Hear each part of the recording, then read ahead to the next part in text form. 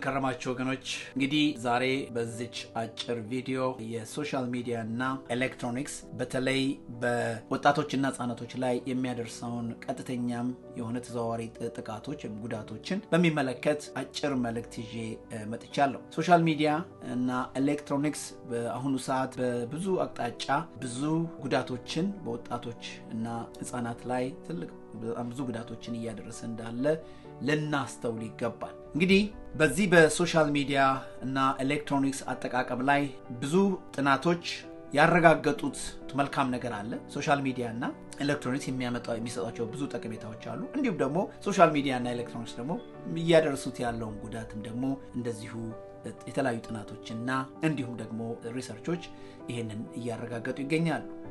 በዚህ ሁኔታ እንግዲህ ጉዳቱን ብቻ ሳይሆን ጥቅሙንም ደግሞ ማየት ይገባናል። ከዚህ የተነሳ እንደዚህ አይነት ንግግር ወይም ደግሞ ውይይት በአሁን ሰዓት በቤተሰብ መካከል በኮሚኒቲ ውስጥ ማምጣት በጣም አስፈላጊ ነው። የሶሻል ሚዲያና ኤሌክትሮኒክስን አጠቃቀም በተለይ በልጆቻችንና በህፃናት ልጆቻችንና በወጣቶቻችን ላይ እያደረሰ ያለውን ጉዳት በቀላሉ ማየት ያለብን አይደለም። እጅግ ብዙ ጉዳቶችን እያደረሰ ይገኛል። ይሄንን በደንብ ሁላችንም ልንረዳው ይገባል። ስለዚህ እንደዚህ አይነት ውይይት በአሁኑ ሰዓት በጣም አስፈላጊ ነው። በጣም ጠቀሜታ ያለው ሐሳብ ነው ብዬ እመክራለሁ። ለምንድን ነው ካላችሁኝ በአሁኑ ሰዓት በተለይ የዲጂታል ሊትረሲ የሚባል አለ በቤተሰብ መካከል በተለይ አሁን ያለንበት ዓለም የዲጂታል ዓለም ነው ወይ ደግሞ የኤሌክትሮኒክስ እና ያለንበት ሶሻል ሚዲያ ዓለም ውስጥ ነው ያለነው። ከዚህ ውጪ ያለ ዓለም አይደለም ያለንበት ዓለም። ስለዚህ ልጆቻችንም ከዚህ ከሶሻል ሚዲያ እና ከኤሌክትሮኒክስ ጋራ በጣም የቀረበ ግንኙነት የቀረበ የዕለት ተዕለት ህብረት አላቸው። ስለዚህ በዚህ ደረጃ ላይ ይሄንን ውይይት ለማድረግ መዘጋጀት መቻል አለበት። በቤተሰብ መካከል በወጣቶቻችንና በልጆቻችን መካከል ይሄን ውይይት ማምጣት ያስፈልጋል። ሌላው እንዴት አድርገን ነው ጤናማ የሆነ የኤሌክትሮኒክስ እና የሶሻል ሚዲያ አጠቃቀም ማምጣት ያለብን ማግኘት ያለብን በሚል ይሄንንም ለዛም ስለሚጠቅም እንደዚህ አይነት ውይይት በጣም ጥሩ ነው ብዬ አስባለሁ። ምክንያቱም ሚዛናዊ የሆነ የአጠቃቀም ይዘቶችን መጠቀም ማምጣት በቤተሰብ ውስጥ በጣም አስፈላጊ ስለሆነ ለልጆቻችንና ለወጣቶቻችን በተለይ እንዲሁም እንደገና ደግሞ በተለይ በዚህ ደረጃ ላይ ብዙ የተጎዱ በሶሻል ሚዲያና በኤሌክትሮኒክስ ልቅ የሆነ ወይ ደግሞ ሚዛኑን ያልጠበቀ አጠቃቀም በጣም ብዙ የተጎዱ ወጣት ልጆች አሉ። በዛም የተጎዱ ያሉ ህፃናት ልጆች አሉ። በጣም እየተጎዳ ያለ ብዙ ቤተሰብ አለ። ስለዚህ ለነዚህ ደግሞ የሚያስፈልጉትን እርዳታዎች በቀላሉ ለማግኘት ወይ ደግሞ ለማግኘት በቀላሉ ባይገኝም ለማግኘት ከተቻለ ይሄን አይነት ውይይት ወደ ቤተሰብ በዚህ ሰዓት ማምጣት ያስፈልጋል። ሌላው ምንድነው መፍትሄ የሚለውን ፍለጋ ወደ መፍትሄው ደግሞ ለመቅረብ ይሄ ውይይት አሁንም እጅግ በጣም ጠቃሚ ነው ብዬ አስባለሁ። እንግዲህ ሶሻል ሚዲያ ጥሩ ጓደኛችንም አይደለም፣ ሶሻል ሚዲያ ደግሞ በጣም ጠላታችንም አይደለም።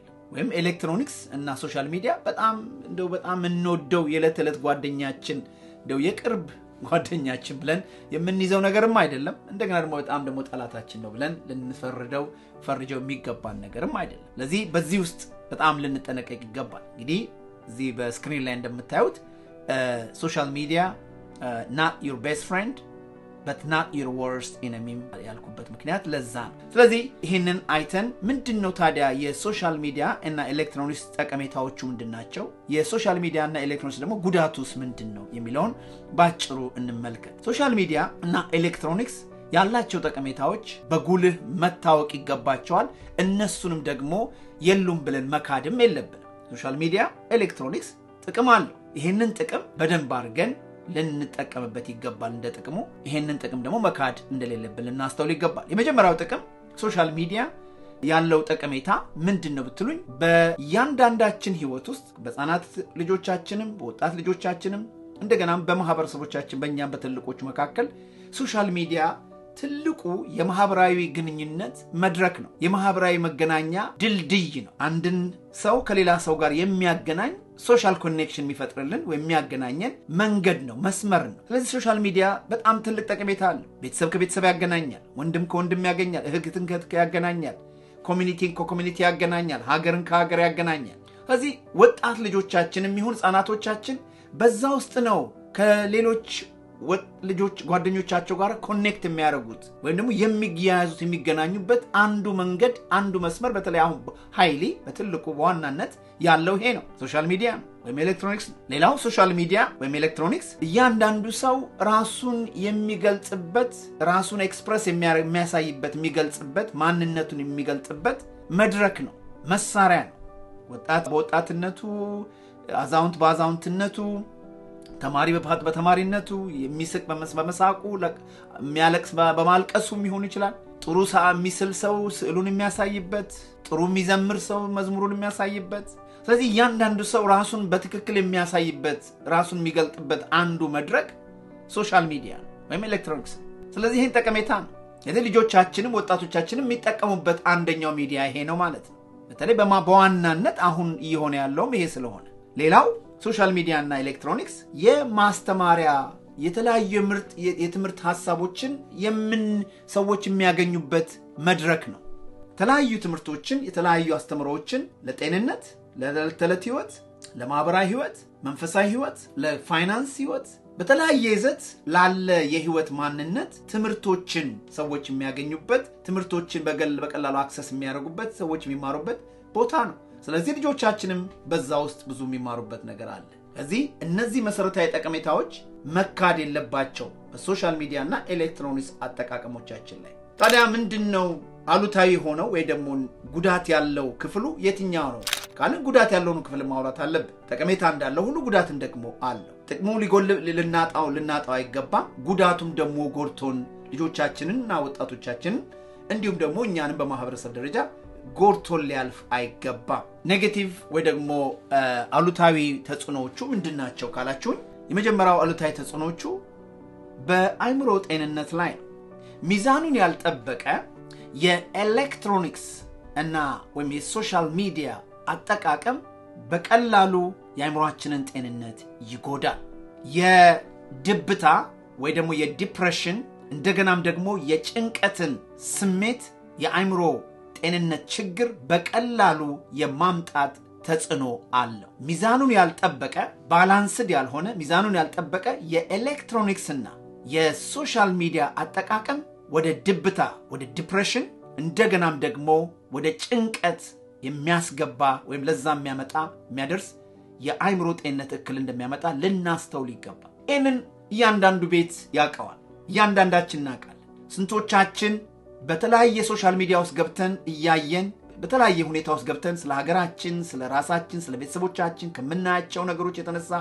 ከምንሰማቸው በሶሻል ሚዲያ ውስጥ ከምንሰማቸው ነገሮች የተነሳ የስንቶቻችን ስሜት እንደተጎዳ ስንቶቻችን የአይምሮ ጤንነት እንደታወከ ስንቶቻችን በማስፈልግ የአይምሮ ችግር ውስጥ እንደገባን ብዙ ቤት ይሄንን በደንብ ያውቀዋል ጥናቶችም ይሄን በደንብ አረጋግጠዋል ሌላ ለወጣቶቻችን ደግሞ የአይምሮ ጤንነትን ችግር ብቻ ሳይሆን የሚያስከትሉት ሳይበር ቡሊንግ የሚል ማለት በዛ ውስጥ በሚጠቀሙበት ሶሻል ሚዲያና ኤሌክትሮኒክስ ውስጥ አንዱ የሌላኛውን የህይወት ማንነት የሚጎዳ ስሜታቸውን ንግግራቸውን ባህሪያቸውን ሐሳባቸውን የሚያክፋፋ የሚጎዳ በበታችነት የሚጮቁን ተጽዕኖ እንዳለው ሳይበር ቡሊንግ እንደሚያደርግ ስድብ የተለያዩ አላስፈላጊ ቋንቋዎችና ንግግሮችን እያዳበረ የአንዱን ሰው ስሜትና ማንነት እየጎዳ የወጣት ልጆቻችን ስሜትና ማንነት እየጎዳ እንዳለም ልናስተውል ይገባል ሌላው በሶሻል ሚዲያና በኤሌክትሮኒክስ አጠቃቀም ላይ ወጣት ልጆቻችን አሁን እየሆነ የተፈጠረ ያለው ምንድነው በዛ ውስጥ በሚያዩት የሌሎች የጓደኞቻቸውን የሰውነት መልክ የአለባበስ መልክ ያለባበስ ይዘት የሰውነት ይዘት እየተመለከቱ ራሳቸውን እንዲኮንኑ ራሳቸውን እንዳይቀበሉ ራሳቸውን እንዲጠሉ ራሳቸውን እንዳይቀበሉ ያደረጋቸው እንዳለ ለናስተውል ይገባል እሷ ይሄን ትለብሳለች እኔን አልለብስም እሱ ይሄን አለው እኔ የለኝም የሷ መልክ ይሄን ይመስላል የኔ መልክ ይሄን አይመስልም የሷ ጸጉር ይሄን ይመስላል የኔ ጸጉር እንደዛ አይመስልም የሷ አለባበስ እንዲያሉ ራሳቸውን ከሌሎች ጋር እያወዳደሩ ራሳቸውን እንዳይቀበሉ እንዳይሆኑ የሆነ ያለበት ችግር ውስጥ እየተገባ ነው ያለው ሌላው ሶሻል ሚዲያ እና ኤሌክትሮኒክስ የብዙ ወጣቶችና ህፃናቶችን የጤናማ የመኝታ ህይወት እየጎዳ sleep disruptions ወይ ደግሞ የመኝታ ሰዓታቸውን የመኝታ ህይወታቸውን እየጎዳ ነው ብዙ ልጆች ብዙ ወጣቶች በአሁኑ ሰዓት ከዚህ ኤክሰሲቭ ከሆነ ሶሻል ሚዲያ እና ኤሌክትሮኒክስ አጠቃቀም የተነሳ ከበዛ የኤሌክትሮኒክስ እና የሶሻል ሚዲያ ተጋላጭነት የተነሳ በቂ እንቅልፍ በእያንዳንዱ ምሽት እያገኙ አይደለም። አንዳንድ ወጣቶች ህፃናቶች እስከ እኩለ ሌሊት ከዛም አልፎ ከእኩለ ሌሊትም አልፎ ለ7 ለ8 ለ9 ለ10 ሰዓት ያክል 12 ሰዓት ያክል ከዛም ባለፈ ሰዓት ለሶሻል ሚዲያ እና ለኤሌክትሮኒክስ የተጋለጡ ነው ያሉት። ስለዚህ በቂ እንቅልፍ እያገኙ አይደለም። አንድ ሰው በቂ እንቅልፍ ካላገኘ የአእምሮ ጤንነቱ ይጎዳል፣ ማህበራዊ ግንኙነቱ ይጎዳል። ለትክክለኛ ነገር ወይም ለትክክለኛ የህይወት ኃላፊነቶች የሚያስፈልገውን ሞቲቬሽን ወይም መነቃቃት ከውስጡ ያጣል። ጥሩ ተማሪ መሆን ሲገባው ያንን መነቃቃትና መነሳሳት ከህይወቱ ያጣል። በቂ እንቅልፍ ያላገኘ ሰው አካላዊ ጤንነቱ ይጎዳል፣ ማህበራዊ ህይወቱ ይጎዳል፣ የአእምሮ ጤንነቱ ይጎዳል እና እንደዚህ አይነት ጉዳቶችን እያደረሰ እንዳለ ልናስተውል ይገባል። ከዛም አልፎ እንግዲህ ወጣቶቻችን እየጎዳ ያለው ሚዛኑን ያልጠበቀ ልቅ የሆነ የሶሻል ሚዲያ እና የማህበራዊ ሚዲያ እና የኤሌክትሮኒክስ አጠቃቀም ወጣት ልጆቻችን በትምህርቶቻቸው እንዲጎዱ እያደረጋቸው ነው።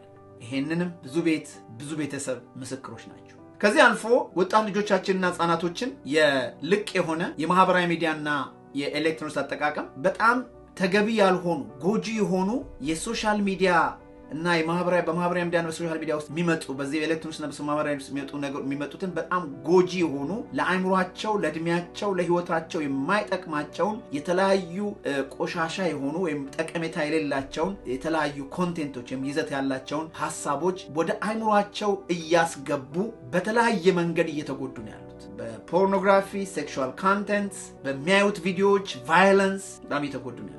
ከዛም አልፎ እንግዲህ አእምሮ ጤንነትን ጎድቶ እንቅልፋቸውን ይጎዳል። እንደገና ደግሞ የዕለት ተዕለት የትምህርት ህይወታቸውን እየጎዳ ነው ያለው። ከዛም ደግሞ እንደገና ለማያስፈልጉ ጎጂ ለሆኑ የሶሻል ሚዲያ ሀሳቦች እየተጋለጡ ነው ያሉት። ከዛም አልፎ እንግዲህ ወደ አዲክሽን ወይ ደግሞ ወደ ሱሰኝነት እየተገባ ነው ያለው። ብዙ ወጣቶች፣ ብዙ ህጻናቶች የኤሌክትሮኒክስ እና የሶሻል ሚዲያ ሱሰኞች ወይም ደግሞ አዲክትድ። ይሄ ደግሞ ከሆነ ይሄ አዲክሽን ደግሞ ሌላ በሽታ። የማንኛውም ነገር ሱሰኛ መሆን ራሱን የቻለ ጉዳት እንዳለ ሁሉ የኤሌክትሮኒክስ እና የሶሻል ሚዲያ ደግሞ ሱሰኛ ወይም ደግሞ አዲክትድ መሆን ደግሞ በራሱ ትልቅ ጤናማ ያልሆነ የማህበራዊ ህይወት፣ የአእምሮ ህይወት፣ የአካላዊ ህይወትና የፋይናንስ ህይወት እንደገናም ደግሞ በሌሎችም የህይወታችን ማንነት ውስጥ ትልቅ ጉዳት እንዳለው ልናስተውል ይገባል። እንግዲህ ከዚህ ሀሳብ አኳያ ኤሌክትሮኒክሶቻችንን ወይ ደግሞ ሶሻል ሚዲያ አጠቃቀሞቻችንን ዲማናይዝ እያደረግን አይደለን ብለናል፣ ወይ ደግሞ እያጣጣልን በሁሉም አያስፈልግም እያልን ነገር ግን ሚዛኑ የጠበቀ አካሄድ ያስፈልገናል እያልን በማህበረሰቦቻችን ውስጥ ያለ ወይም ደግሞ በእኛ ማህበረሰብ ውስጥ ያለ የማህበራዊ ሚዲያና የኤሌክትሮኒክስ አጠቃቀም ይዘቱ ምን ይመስላል? በምን ደረጃ ነው በቤተሰብ መካከል ውስጥ ወይም በየቤተሰብ ውስጥ ያለው የማህበራዊ ሚዲያ ሶሻል ሚዲያ አጠቃቀም ምን አይነት ይዘት ይኖረዋል ካላችሁኝ፣ ሁለት ልቅ የሆኑ አጠቃቀማዊ ይዘቶች አሉ። አንደኛው ቤተሰብ ኤሌክትሮኒክስና ሶሻል ሚዲያን ያለምንም ገደብ የሶሻል ሚዲያና ኤሌክትሮኒክስን በልቅ መስጠት ነው። ከህፃናት ጀምረው ገና ከ1 ዓመት ከ2 ዓመት ከ3 ዓመት ጀምረው የስማርትፎን ወይ ደግሞ ሌሎችንም የኤሌክትሮኒክስ እቃዎች ያለምንም ገደብ ለልጆቻችን መስጠት። ሁለተኛው ደግሞ አንድም ኤሌክትሮኒክስ ወይም ደግሞ ሶሻል ሚዲያ የሚባል ወይ ደግሞ እነኚህን ዲጂታሎች በቤት ውስጥም በልጆቻችን ህይወት ቶታሊ አቮይድ ማድረግ ወይም ደግሞ በምንም መንገድ እንደዛ አይነት አጠቃቀሞች ወይ እንደዛ አይነት ይዞታዎችን አለመጠቀም በሚል የተገደቡ ናቸው። ሁለቱም ግን በደንብ አድምጡኝ፣ ሁለቱም ራሱን የቻለ ችግሮች አሉት። በጣም ከባድ ኤክስትሪምሊ ዴንጀረስ አፕሮቾች ናቸው። ሁሉንም መልቀቅም ትክክል አይደለም። እንደገናም ደግሞ ልጆቻችንን ከኤሌክትሮኒክስ እና ከሶሻል ሚዲያ ሪስትሪክት አድርጎ ማስቀመጥም በራሱ ጠቀሜታ የለውም፣ ጉዳት አለው። ባላንስድ የሆነ ሚዛኑን የጠበቀ ማኔጅ የሚደረግ አጠቃቀሞችን ልንከተል ይገባል እንጂ ሁለቱም ጥሩ ኤክስትሪሞች አይደሉም።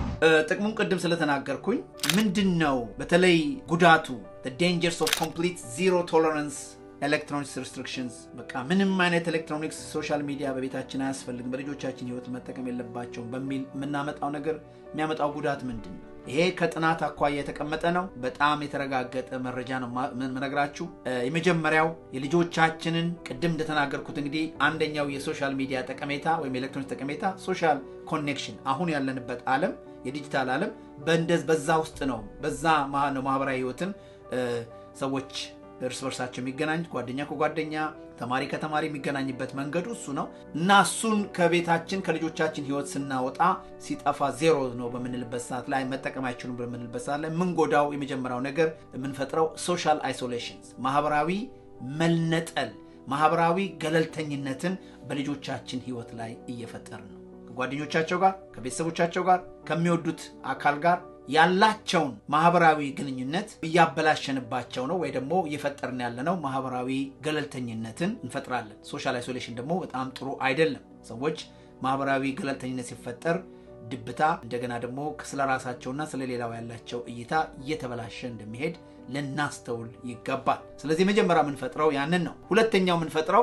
delayed on digital literacy ወይ ደግሞ ልጆቻችን ወይም ወጣት ልጆቻችን ከአሁን ካለው የዲጂታል እንግዲህ ቀደም እንዳልነው የዲጂታል ዓለም ወይም ኤሌክትሮኒክስ ዓለም ውስጥ ነው ያለነው ከዛ አይነት ዕውቀትና አስተምሮ ልጆቻችን ምን ያደርግን ያለነው እያራቅናቸው ያገለልናቸው ነው ያለነውና የማይሆን ሌላ አዲስ ዓለም ያለው ዓለም ዲጂታል ወርልድ ነው ነገር ግን የተለየ ማያውቁት ዓለም ውስጥ እያስቀመጥናቸው እንዳለ ልናስተውል ይገባል ስለዚህ ይሄ ሌላው ጉዳት ነው ሌላው ወጣት ልጆቻችንና ህፃናቶች በተለይ ከእንደዚህ አይነት ከኤሌክትሮኒክስና ሶሻል ሚዲያ ገለልተኝነት ውስጥ በሚቀመጡበት ሰዓት ላይ ሌላው ምን ፈጥረው ነገር ምንድነው በጣም አመፀኛ የሆነ ባህሪ ወደፊት ዴቨሎፕ እንዲያሳድጉ ያደርጋል አመፀኛ የሆነ ባህሪ ይዘው እንዲያድጉ ይሆናል ወደፊት ምናልባት አሁን ኤሌክትሮኒክስ ሶሻል ሚዲያ ውስጥ ስላልገቡ ጥሩ ነው በብዙ መንገድ ተገሩ ብለን ልናስብ እንችላለን ነገር ግን እድሜያቸው የሶሻል ሚዲያንና ኤሌክትሮኒክስን በራሳቸው አክሰስ የማግኘት አቅም በሚኖራቸው ሰዓት ላይ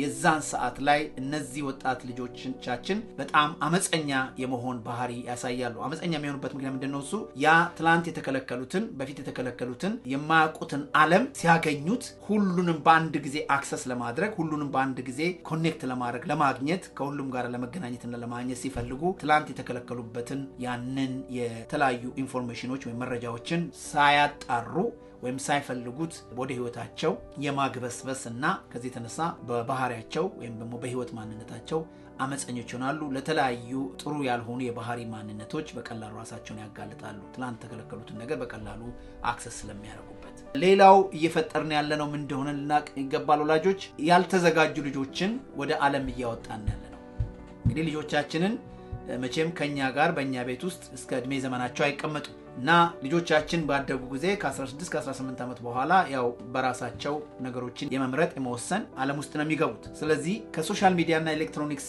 ነጥለናቸው ያሳደግናቸው ልጆች ያልተዘጋጁ ከፊታቸው ላለው ዓለም ወይም ለሚገቡበት ዓለም ያልተዘጋጁ እንደሆነ ልናስተውል ይገባል ስለዚህ ከዚህም እንድንጠበቅ ሶሻል ሚዲያንና ኤሌክትሮኒክስን ዜሮ ነው በቤቴ ዜሮ ነው በልጆቼ ህይወት መጠቀም የለባቸውም ኤክስፖዝ ማድረግ የለባቸውም ካላችሁ እነዚህ ችግሮች እንዳሉ ልናስተውል ይገባል ሶሻል አይሶሌሽን እንፈጥርባቸዋለን ዲሌይድ ዲጂታል ሊትረሲ ይመጣል ሬቤሌስ የሆነ ባህሪ ይፈጥራሉ ከዚህ ተነሳም ደግሞ ላክ ኦፍ ፕሪፔርድነስ ስለሆነ ልጆቻችንን እየጎዳን ነው ታዲያ ምን አይነት መፍትሄዎችን ብናስቀምጥ ጥሩ ነው ብለን ካልን አንድ ተወሰኑ አጭር መፍትሄዎችን እናገርና የዛሬን መልእክቴን እጨርሳለሁ ስትራቴጂካል ሶሉሽኖች ያስፈልጉናል መፍትሄ ያስፈልገዋል መፍትሄው ቅድም እንደተናገርኩት የመጀመሪያው ነገር ጤናማ ግንኙነትን ከቴክኖሎጂዎች ጋር ማድረግ ያለብን ከቴክኖሎጂ ጋር መጣላት የለብንም ከቴክኖሎጂ ጋር ጠላት መሆንም የለብንም ነገር ግን ከአሉን ቴክኖሎጂዎች ጋር ጤናማ ግንኙነት ማድረግ ይቻላል ማድረግ ያስፈልጋል ሄልዚ ሪሌሽንሺፕ ባላንስድ የሆነ ሄልዚ የሆነ ሪሌሽንሺፕ መፍጠር ያስፈልጋል ወላጆች ልጆቻችን ሴፍቲ ወይ ደግሞ የጥንቃቄ ሜዠሮችን ወይ ጥንቃቄ አካሄዶችን መከተል ያስፈልጋል እንዴት አድርገን ልጆቻችን ሚዛናዊ በሆነ መንገድ ሶሻል ሚዲያና ወይ ኤሌክትሮኒክስ ይጠቀሙ በሚል ወላጆች አሁን ባለው ቴክኖሎጂ ብዙ ነገሮችን መጠቀም ይገባል ፓረንታል ፊልተሪንግ ይባላል ወላጆች እንዴት አድርገው ልጆች የማያስፈልግ ኮንቴንቶች ወይ የማያስፈልጉ የሶሻል ሚዲያና ኤሌክትሮኒክስ ኤንቫይሮንመንት ውስጥ ወይ ከባቢ ውስጥ እንዳይገቡ ብዙ ያንን ፊልተር ሊያረግ ወይ ደግሞ ያንን ሊያቆም ሊከለክል የሚችሉ ብዙ የፊልተሪንግ ሜዠሮች ብዙ መሳሪያዎች አሉ ወይ ደግሞ ኤሌክትሮኒካል ዲጂታል መሳሪያዎች አሉና እነሱ መጠቀም ሌላ በተለይ ኤሌክትሮኒክስ እና ሶሻል ሚዲያ ከዚህ ሰዓት በኋላ በቤት መጠቀም የለባችሁም ልጆች መጠቀም የለባችሁም ብላችሁ በተለያየ መንገድ ሪስትሪክሽን መፍጠር ያስፈልጋል። የዋይፋይ አጠቃቀሞቻችንን ሜዠር ማድረግ ማለት ማኔጅ ማድረግ ይቻላል። ስለዚህ እነዚህ ነገሮች በመጠቀም በቤተሰብ ውስጥ ጤናማ የሆነ ዲሲፕሊን ወይ ደግሞ የኤሌክትሮኒክስ አጠቃቀም እና የሶሻል ሚዲያ አጠቃቀሞችን ዲሲፕሊኖችን መጠቀም ያስፈልጋል። ሌላው ሁለተኛው ልጆችና ወላጆች ግልጽ የሆኑ ውይይቶችን ኦፕን ኮንቨርሴሽኖችን መፍጠር ያስፈልጋል። መወያየት ያስፈልጋል። ምንድነው እያረጋ ያለው? ምንድነው እየጎዳና ያለው? ምንድነው እየጠቀመና ያለው? ምን ላይ ነው ጉዳቱ ያለው? ምን ላይ ነው ጥቅሙ የሚለው ከልጆቻችን ጋር ከወዲሁ መነጋገር ያስፈልጋል። በተለይ በዚህ ሰዓት ላይ ወላጆች ከህፃናት ልጆቻችሁ ጋር ከወጣት ልጆቻችሁ ጋር እንዲህ አይነት ውይይት መጀመር እጅግ ጠቀሜታ አለው። በዚህ አጋጣሚ ልናገር የምፈልገው ወላጆች በእውነት በግልጽ እውነተኞች መሆን ይገባናል። የራሳችንን ድካም ማውራት ያስፈልጋል። ምክንያቱም ሁላችንም በዚህ በሶሻል ሚዲያ እና በኤሌክትሮኒክስ ብዙ እየተጎዳን ያለነው ምን ያህል አዲክትን እንደሆነ ምን ያህል ብዙ ነገሮቻችንን እየረበሸ እያበላሸ እንዳለ የአእምሮ ጤንነታችንን፣ ማህበራዊ ግንኙነቶቻችንን፣ የቤተሰብ ግንኙነቶቻችንን፣ የእንቅልፍ ሰዓታችንን ምን ያህል እየጎዳ እንዳለ ለልጆቻችን በግልጽ ሳንሸሽግ ልንነግራቸው ይገባል። እነሱም በዛ ደረጃ ላይ ይሄንን እውነት አምነው ወይም ይሄንን ውይይት አምነው እነሱም ለኛ ግልጽ እንዲሆኑ እድል ይሰጣል። ሌላው ወላጆች አሁንም በኃላፊነት ደረጃ ከልጆቻችንን ከኢንዶር አክቲቪቲ ውጪ ወደ አውትዶር አክቲቪቲ ማለት ቤት ውስጥ ብቻ ልጆች እንዲቀመጡ አብዝቶ መፍቀድ እጅግ ጠቀሜታ የለው። ልጆቻችን ቤት ውስጥ ለረጅም ሰዓት እንዲቀመጡ የምናረጋቸው ከሆነ የግዴታ ቤት ውስጥ ካለው ቴክኖሎጂ ጋር ነው ኮኔክት የሚያደርጉት ህብረት የሚያደርጉት ከቲቪው ጋር ከአይፓዱ ጋር ከኮምፒውተሩ ጋር ከስልክ ጋር ከዚህ ጋር ነው ኮኔክት የሚያደርጉት። ስለዚህ ቤት ውስጥ ልጆቻችን የሚሆኑበትን ሰዓት ሚኒማይዝ ማድረግ መቀነስ ያስፈልጋል። ለሌላ ለውጪ አውትዶር አክቲቪቲ ወይ ደግሞ ከቤት ውጪ ላለ እንቅስቃሴዎች ስፍራ መስጠት ጊዜ መስጠት ያስፈልጋል። የተለያዩ ስፖርቶችን የተለያዩ እንቅስቃሴዎችን የተለያዩ ቦታዎችን እየፈለጉ ላይብረሪዎችን እየፈለጉ በተለያዩ ሁኔታ ላይ ልጆቻችንን ከኢንዶር አክቲቪቲ ይልቅ ወደ አውትዶር አክቲቪቲ ደግሞ ማምጣት ያስፈልጋል። ይሄ ሚዛኑ የጠበቀ እንቅስቃሴ በቤት ውስጥ እንዲኖር ያደርጋል። ሌላው አሁን እየጠፋ ያለው ሪዲንግ መጽሐፍ ማንበብ እንዲችሉ ልጆቻችን ማበረታታት ጥሩ ጓደኞቻቸው ኤሌክትሮኒክስ the best ፍሬንዶቻቸው ኤሌክትሮኒክስ ከሚሆን ይልቅ ስማርትፎን እና ቲቪ ከሚሆን ይልቅ መጽሐፍን ጥሩ ጓደኞቻቸው እንዲያደርጉ መምከር እጅግ ያስፈልጋል። ብዙ ጊዜ ለወላጆች እመክራለሁ፣ ለወጣት ልጆችም እነግራለሁ። a reader is a leader እላል። የሚያነብ ሰው መሪ ነው። a reader is a leader። ልጆቻችን አንባቢዎች ካልሆኑ ከመሪነት ይልቅ ተከታይ ነው የሚሆኑት። they become followers, but we have to encourage them to read and to let them be a leader of their life። ስለዚህ አበረታቷቸው። ሌላው የመጨረሻው በዚህ ውስጥ ማንሳት የምፈልገው ባካችሁ ወላጆች ህፃናት ልጆቻችሁ በተለይ ከ3 ዓመት ዕድሜ በታች ያሉ ልጆቻችሁ ለስማርትፎን እንዳይጋለጡ ወይም ስማርትፎን እንዳይጠቀሙ በጣም ይመከራል። avoid giving the smartphone for the kids less than 3 years old። ከነሱ የአእምሮ ኬሚካል ጋር የአእምሮ ይዘት ጋር የሚመጥን አይደለምና ጥናቶች እንዳረጋገጡት ለልጆቻችን በተለይ ከ3 ዓመት ዕድሜ በታች ላሉ ህፃናቶች ለዛ እንዲጋለጡ እሱን እንዲጠቀሙ አትፍቀዱላቸው። ከዚህ በተጨማሪ በተለይ ልጆች ትንንሽ ህፃናት ልጆች ከ3 ዓመት በታችና እንዲሁም ደግሞ ከ7 ተብሎ ይመከራል የቲክታክ መልእክቶችን የቲክታክ ሜሴጆችን ልጆች እነዚህ ትንንሽ ህፃናት ልጆች እንዳያዩ በጣም መጠንቀቅ ይገባናል። ለምንድነው ቲክታክ በሜሴጅ ይዘቱ ያው አጭር መልእክት ነች፣ አጭር ስሜት ነች፣ አጭር ሐሳብ ነች ይዛ የምታስተላልፈው። አንዳንድ ጊዜ 1 ደቂቃ 30 ሰከንድ አንዳንድ ጊዜ 20 ሰከንድ ከዛም ያነሰ ሆኖ ይቀመጣል። አንዳንዴ እንደምታዩት ያ የበለጠ ልጆችን ሐሳቦችን በትክክል ኦርጋናይዝ እንዳያደርጉ ሪያላይዝ እንዳያደርጉ እና ነገሮችን ሁሌ ቶሎ በማየት በቃ በጣም በዚህ አይነት ኢንስታንት ግራቲፊኬሽን ወይ ደግሞ በጣም ፈጣን በሆኑ የአእምሮ ስሜታዊ ይዘት መገለጫዎችን እየተጠቀሙ እንዲሄዱ ያደርጋቸዋል። ያ ደግሞ ልጆችን በባህሪያቸው ከጅማሬ ገና ከዚህ ከጨቅላ እድሜያቸው ጀምረው ትዕግስት አልባ እንዲሆኑ ሌሎችን ዳይሬክሽን ወይ ደግሞ አቅጣጫዎችን በወላጆች የሚሰጣቸውን አቅጣጫዎችን እንዳይከተሉ እሺ ብሎ እንዳይታዘዙ ሁሉ ጊዜ የነገሮችን ትኩረት ሰጥተው አናላይዝ ለማድረግ ነገሮችን በትክክል አናላይዝ ለማድረግ ለመመርመር እድል እንዳይፈጥሩ ሁሉ ጊዜ የመፍትሄ ሰዎች እንዳይሆኑ አይምሯቸውን በዛ ደረጃ ላይ እያበላሸ ይሰራል ማለት ነው። ስለዚህ በጣም አድርጌ እመክራለሁ avoid or minimize the use of TikTok usage for the small kids። ሌላ ረዘም ያለ ኤፒሶድስ ያለው 3 ደቂቃ 4 ደቂቃ 5 ደቂቃ ኤፒሶድ ያላቸው መልእክት ያላቸው ቁጭ ብሎ በስነ ስርዓት ሊያዩት የሚችሉን ነገር ከወላጅ ጋር ሆኖ ሊያዩት የሚችሉት ነገር ማድረግ በጣም ይመከራል እንጂ ቲክታክ በተለይ ለህፃናት ልጆቻችን እጅግ ለአይምሯቸው ለባህሪያቸው ጎጂ እንደሆነ ለናስተውል ይገባል። በመጨረሻ ለመክር የምፈልገው ወላጆች በቤታችሁ ውስጥ በተለይ እንደዚህ በቤተሰብ መካከል ቁጭ ብላችሁ የምትጫወቱበት ሰዓት ላይ ኤሌክትሮኒክሶችን በማስወገድ ካርድ ጌሞች ወይም ቦርድ ጌሞችን እና ነን ቦርድ ጌሞችን በዛ በቤተሰብ ግንኙነት ጊዜ ውስጥ ማምጣት መጠቀም እጅግ በጣም ይመከራል። አሁን ቤተሰብ አንድ ላይ በሚቀመጥበት ሰዓት አብሮን በሚበላበት አብሮን በሚቀመጥበት ሰዓት ላይ ሁሉም የቤተሰብ ኃላፊ ሁሉ የቤተሰብ አባል ሁሉ ኤሌክትሮኒክስ ይዞ የሚቀመጥበት ስልክ ይዞ የሚቀመጥበት ጊዜ ውስጥ ነው ያለነው። ስለዚህ እንደዛ አይነት ነገሮችን በቤተሰብ ደረጃ ላይ አቮይድ አድርጎ ቦርድ ጌሞችን ወይም ካርድ ጌሞችን በቤተሰብ የፋሚሊ ታይም ላይ መጠቀም በጣም ይመከራል። እነዚህ የካርድ ጌሞች አሉ እዚህ ምስሉ ላይ እንደምታዩት እናንተ ብትፈልጉ በተለያየ ስቶሮች ውስጥ አሉ። እነሱን በመጠቀም ከልጆቻችሁ ጋር ጤናማ የሆነ ግንኙነት ማድረግ ይቻላል። በዚህ ሁኔታ ደግሞ የሶሻል ሚዲያን እንደገናም ደግሞ ኤሌክትሮኒክስን ተጽዕኖዎች ማኔጅ ማድረግ ይቻላል ብዬ እመክራለሁ። እንግዲህ በዚህ ሁኔታ ላይ ይሄንን ካረግን በኋላ ልጆቻችን በሰፊው ሶሻል ሚዲያና ኤሌክትሮኒክስ እየተጠቀሙ በጣም የግዴታ አዲክትድ ሆነዋል ወይ ደግሞ በጣም ተጽዕኖ ውስጥ ነው ያሉት ወይ ደግሞ ሱስ ውስጥ ነው ያሉት በኤሌክትሮኒክስና በሶሻል ሚዲያ አጠቃቀም ላይ በጣም ሱስ ውስጥ ነው ያሉት ብለን ካሰብን ሱስ ማለት በቃ ያለሱ አልኖርም፣ ያለሱ አልተኛም፣ ያለሱ አልበላም፣ ያለሱ አልተኛም አልነሳም፣ ያለ ኤሌክትሮኒክስ ያለ ስልክ ያለ ይሄንን ማድረግ አልችልም ፋንክሽን ማድረግ አልችልም ወይ ደግሞ መንቀሳቀስ አልችልም የሚል በደረጃ ለልጆቻችን ከደረሱ ችግር ውስጥ ነው ያሉትና የአዲክሽን ወይ ደግሞ የሱስ ውስጥ ነው ያሉትና የዲጂታል አዲክሽን ውስጥ ነው ያሉትና ወይም ኤሌክትሮኒክስ አዲክሽን ውስጥ ነው ያሉትና ቶሎ እገዛ መፈለግ ወይም ደግሞ የባለሙያዎችን ምክርና እገዛ መፈለግ በጣም ይጠቅማል። ብዙ ሪሶርሶች ለዚህ አሉ።